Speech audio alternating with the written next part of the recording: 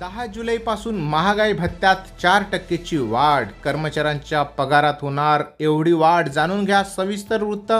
चॅनलवर पहिल्यांदा आला असेल तर प्लीज सबस्क्राईब करून बेल बटन दाबायला विसरू नका.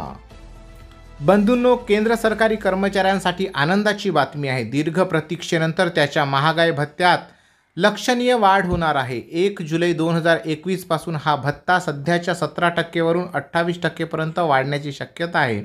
कोविड-19 महामारीमुळे गेल्या काही काळात या भत्त्यात वाढ करण्यात आली नव्हती, परंतु आता परिस्थिती सुधारत असल्याने ही वाढ अंमलात येणार आहे.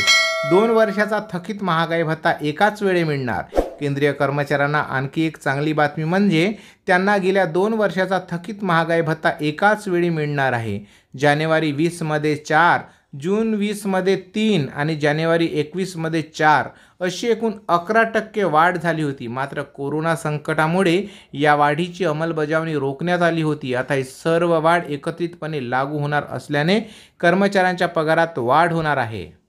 आता सध्याच्या नियमानुसार केंद्रीय कर्मचाऱ्यांचे किमान वेतन 18,000 रुपये, यामध्ये 15% महागाई भत्ता जोडला जाणार असल्याने प्रत्येक कर्मचाऱ्यांच्या मासिक पगारात 2,700 रुपयांची वाढ अपेक्षित आहे.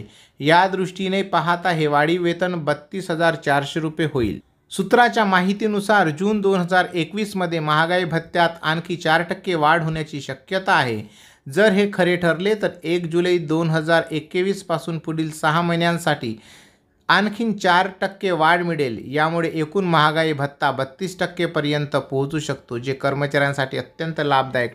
ही पगारवाढ केंद्रीय कर्मचाऱ्यांसाठी अत्यंत महत्त्वाची आहे. कोविड-19च्या महामारीच्या काळात अनेकांना आर्थिक अडचणींना सामोरे जावे लागले.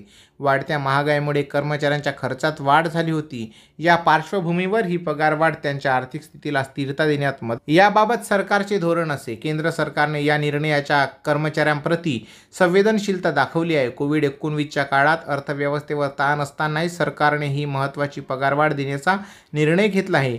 यामुळे केंद्रीय कर्मचाऱ्यांचे मनोबल वाढेल आणि त्यांच्या कामाच्या उत्पादकतेत वाढ होण्याची शक्यता आहे. केंद्रीय कर्मचाऱ्यांसाठी ही पगारवाढ नक्कीच स्वागतार्ह आहे. दीर्घकाळ प्रलंबित असलेल्या या वाढीमुळे त्यांच्या आर्थिक स्थितीत सुधारणा होईल, तसेच भविष्यात होणाऱ्या संभाव्य वाढीमुळे त्यांच्या उत्पन्नात आणखी वाढ होण्याची शक्यता. ही पगारवाढ केवळ कर्मचाऱ्यांसाठीच नव्हे तर एकूण अर्थव्यवस्थेसाठी फायदेशीर ठरेल. यामुळे बाजारपेठेत अधिक पैसा येईल याने अर्थचक्र गतिमान होण्यास मदत ठरेल. तर बंधूंनो, ही बातमी तुम्हाला कशी वाटली ते कळवा आणि आपल्या प्रतिक्रिया कॉमेंट्स बॉक्समध्ये लिहा. चॅनलवर पहिल्यांदा आला असाल तर प्लीज सबस्क्राईब करून बेल बटन दाबायला विसरू नका. धन्यवाद. जय महाराष्ट्र.